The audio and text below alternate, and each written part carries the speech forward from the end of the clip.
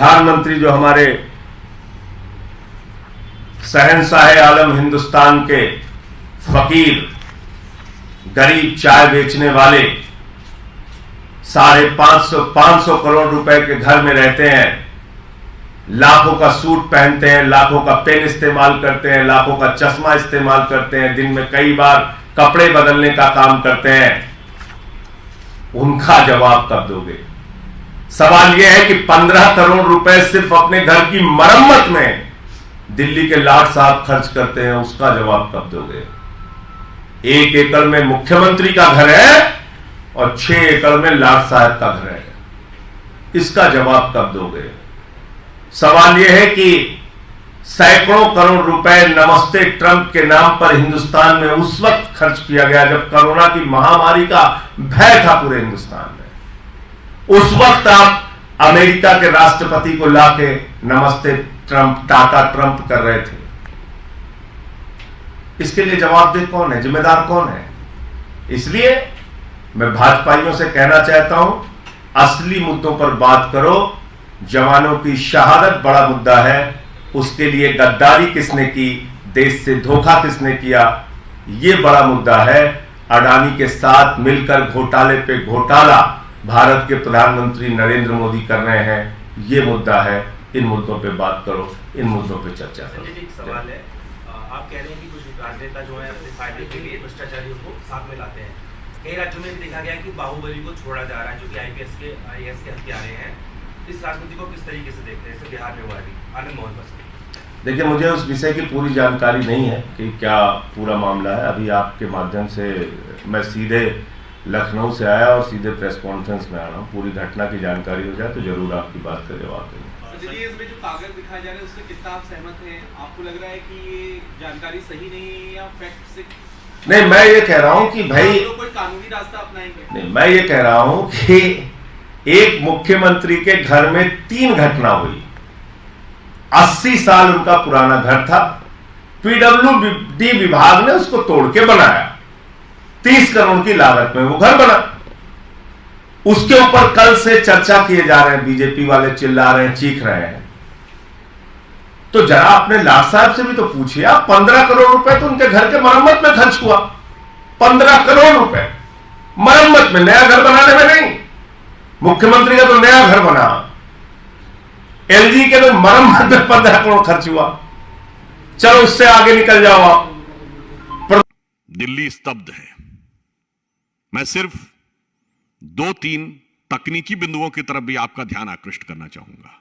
यह वही पार्टी है जिसने कॉमनवेल्थ घोटाले के समय कहा था कि 200 रुपए की चेयर मिलती थी और 8,000 रुपए में खरीदी गई थी, यानी 40 गुना। और वो आज 2,000 रुपए में मिलने वाली कालीन 20 लाख रुपए में खरीद रहे हैं, यानी 1,000 गुना।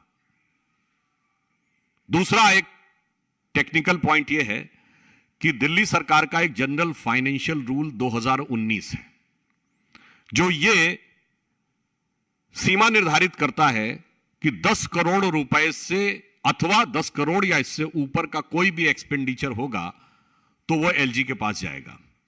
10 करोड़ तक के एक्सपेंडिचर है, 10 करोड़ से नीचे तक के एक्सपेंडिचर की व्यय करने की जो शक्ति है वो विभागाध्यक्ष यानी हेड ऑफ द डिपार्टमेंट के पास रहेगी, यानी डिपार्टमेंटल मिनिस्टर के पास रहेगी। अब आप देखिए, इस बंगला बने न्यारा के भिन्न भिन्न चरणों में 9-9 करोड़ से ऊपर के कई एक्सपेंडिचर्स हुए हैं जो अलग अलग हेड में किए गए हैं। मतलब 1 सितंबर सन 2020 को 8 करोड़ रुपए का, 22 जनवरी 2021 को 9.09 करोड़ रुपए का, 29 जून 2022 को 9.34 करोड़ रुपए का। यहां तक तो फिर भी कारीगरी समझ में आती है, मगर साहब इसमें एक एक्सपेंडिचर है for chief ministers camp office as residence. वो जानते हैं कितने का है? 9 करोड़ 99 लाख रुपए का। अब हम ये सवाल पूछना चाहते हैं कि 9 करोड़ 99 लाख रुपए के इतने सटीक कैलकुलेशन की क्षमता आपको कहां से हासिल हुई कि सीधे बिल्कुल उसी बॉर्डर लाइन पे रहे जहां आपको शायद टेंडर की भी जरूरत ना पड़े और अपने मन मुताबिक कर सके और मजे की बात है, इसके लिए कंसल्टेंट भी अपॉइंट किया गया है। मतलब आपने कभी सोचा कि घर की साज सज्जा के लिए कंसल्टेंट अपॉइंट किया गया है जिसको 1 करोड़ रुपए दिए गए। अब वैसे कंसल्टेंट कौन है यह भी उनको खुलासा करना चाहिए कि आम आदमियों के बीच में कोई अपना आदमी तो नहीं है उस कंसल्टेंसी में। मगर आप सोचिए, मुझे लगता है उस कंसल्टेंट ने भी बड़ी मतलब दक्षता का परिचय दिया है कि 9 करोड़ 99 लाख रुपए का उसने कैलकुलेशन करके बता दिया कि यह किया जा सकता है। यह साफ साफ आम आदमी पार्टी के भ्रष्टाचार के मुखौटे को बेनकाब करता। और मैं याद दिलाना चाहता हूं, ये वही पार्टी ने जो 20,000 रुपए की चाय पिलवाया करती थी। वो जानते हैं वो भी 20,000 रुपए क्यों था? उस समय यह नियम था कि 20,000 रुपए तक का कैश यदि कोई पार्टी को डोनेशन में देता है तो उसका नाम पता बताने की जरूरत नहीं है। जो मोदी जी के नेतृत्व की हमारी सरकार ने राजनीति में पारदर्शिता लाने की प्रतिबद्धता के चलते घटाकर 2,000 कर दिया है। इसीलिए 20,000 की चाय पिलाते थे। और सुनिए, 20,000 में चाय नहीं, खाना भी नहीं खिलाते थे, चाय पिलाते थे। क्योंकि खाने में तो फिर भी हिसाब देना जब मुश्किल होगा कि 5,000 ने खाया कि 10,000 ने खाया। चाय तो बहुत आसान है। यह चरित्र तब भी यह था और आज भी है। तीसरी बात उनकी तरफ से यह बचाव में कही गई कि पीडब्ल्यूडी ने यह किया है और पीडब्ल्यूडी का अपना नियम और व्यवस्था है। तो हम सिर्फ यह पूछना चाहते हैं कि पीडब्ल्यूडी की, जहां तक हम लोगों की जानकारी है, एस्टैब्लिश गाइडलाइंस के अनुसार जो फ्लोरिंग होती है, या तो वुडन फ्लोरिंग होती है या जो एक नॉर्मल इंडियन मार्बल अवेलेबल होता है वो होती है। अब वो दिल्ली सरकार का वह रूल या क्लॉज कोट करके बताएं जिसमें पीडब्ल्यूडी को इंपोर्टेड सुपर एक्सक्लूसिव मार्बल लगाने का अधिकार था और बगैर इनकी अनुमति के किया गया था। यानी हम यह कह सकते हैं कि यह 3 बिंदु, फाइनेंशियल रूल का पालन नहीं करना, 1,000 गुना कीमत की कालीन लेना, 1 करोड़ रुपए का कंसल्टेंट और 9 करोड़ 99 लाख रुपए की कैलकुलेशन, इसका उन्हें जवाब देना चाहिए।